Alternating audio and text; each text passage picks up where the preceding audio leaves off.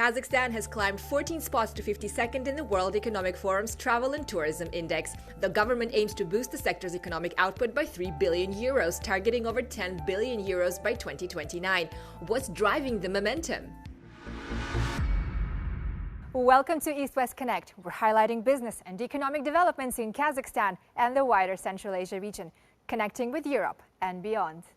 To sustain the growth of tourism, Kazakhstan launched the new Nomad Visa, giving citizens of 48 countries, including 14 EU member states, a one-year stay to work remotely and travel. The government is building 3 new airports in the resort areas of Zaysan, Katon-Karagay and Kenderle, with direct flights planned from Almaty, Astana and other major cities. Tourism investments rose 20% to 1.6 billion euros last year. 100 new hotels opened and revenues grew nearly 30%. Kazakhstan is developing agri-business, shopping, event and ecotourism. Kazakhstan's President Kassym-Jomart Tokayev recently raised concerns about the state of the country's tourist destinations, pointing to a lack of basic infrastructure and amenities. To explore possible solutions, we're joined by Daniel Serjanoglu, acting chairman of the national company Kazakh Tourism. Mr. Serjanoglu, welcome. Thank you. It's my pleasure. What is your target number for foreign tourists and how are you working to overcome the headwinds? Within National Development Plan, where clear target set 15 million tourists annually. To support this idea, we work in 4 main directions. First, of course, it's air connectivity. Thanks to our open sky regime, more than 20 new routes opened recently, and 30 more are coming years. Next is visa-free regime. Maybe you know that now currently 87 countries in our visa waiver list. Third is, of course, it's a modernization of the infrastructure, both in natural and historical sites. Today, I want to share with you off the beaten track. First is Katon-Karagay National Park in the very easternmost point of our country. It's the biggest national park. The second is Baikonur Cosmodrome. It's a place from where humankind first touched the space.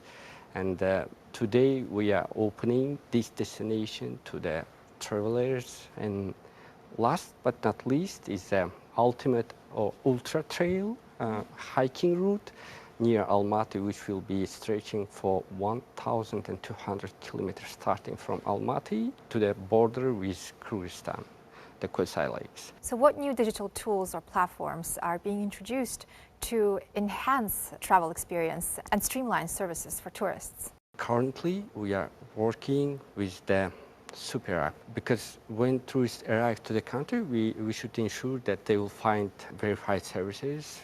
So currently, when you come to Almaty or Astana, you can just scan the QR code and get recommended services like local ride or electronic SIM cards, electronic guides, and etc. So we are now integrating all these things in one super application, which will use AI-powered assistant with these bookings and events and other offerings. Mr. Serjanoglu, thank you so much for being with us today. Thank you. It was my pleasure. Kazakhstan is developing a new tourist destination at Baikonur, the world's first and largest cosmodrome in the Kizlyar region. Euronews has exclusive footage. Kazakhstan has transferred oversight of Gagarin's historic launch pad, site of the first human spaceflight in 1961, to its airspace committee, paving the way for tourism. Russia, which leases Baikonur Cosmodrome, returned the site in June, along with more than 50 decommissioned facilities. Kazakhstan now plans to turn them into a year-round tourist hub. Сегодня исторический момент, гагаринский старт. Российская сторона передала нам, казахстанской стороне. Мы сегодня передали вот этот символический ключ компании «Инфракос», аэрокосмического комитета, которая дальше будет развивать туризм. The tourism plan for Baikonur is set for approval by September. Authorities will start by inspecting decommissioned sites for safety, aiming to restore landmarks like Gagarin's launch pad and the Energia Buran fueling complex as part of an open-air museum. New infrastructure, hotels, glamping, visitor centers, restaurants, and a children's camp will follow. With expanded lodging, Baikonur could host up to 50,000 tourists a year by 2029, a 5-fold increase from today. Мы будем развивать 4 направления космического наземного туризма. Первый – это образовательные туры. Второй продукт, он связан с культурно-познавательными турами. Третий – событийные туры. И четвертый – это приключенческие, активные виды туров. For now, rocket launches remain the main draw, with 3 already completed this year and 3 more scheduled by December. Access to Kazakhstan's remote tourist sites remains a challenge, but authorities say rail service is improving. Over the past 2 years, Kazakhstan has added 250 new railway carriages, with 226 more on the way this year. To walk us through how rail projects are boosting tourism, we're joined by Anual Akhmedjanov, Deputy Chairman at the National Railway Company, Kazakhstan Timirzholy. Mr. Akhmedjanov, welcome. Good to have you with us. Thank you. What steps are being taken to improve rail access to some of the country's more remote tourist destinations? Well, we are adding some trains for Balkhash destination, for the lake tourists. We have some additional trains to Burabay, it's nearest location for Astana citizens.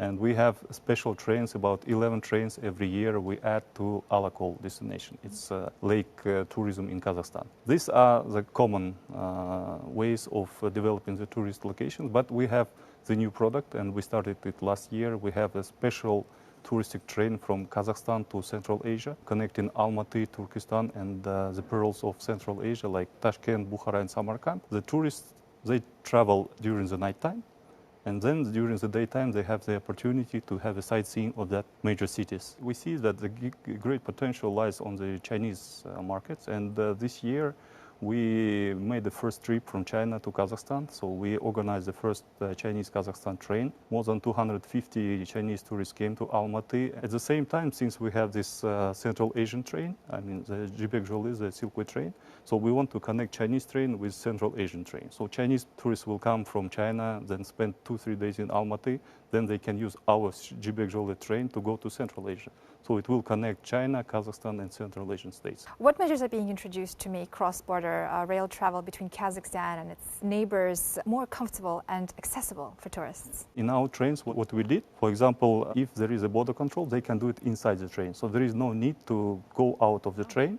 So the border control personnel will come into the train, and during 15-20 minutes they can check all the documents and allow the tourists to enter another country. Very insightful. Thank you, Mr. Akhmedjanov, for being with us. Thank you. It was a pleasure.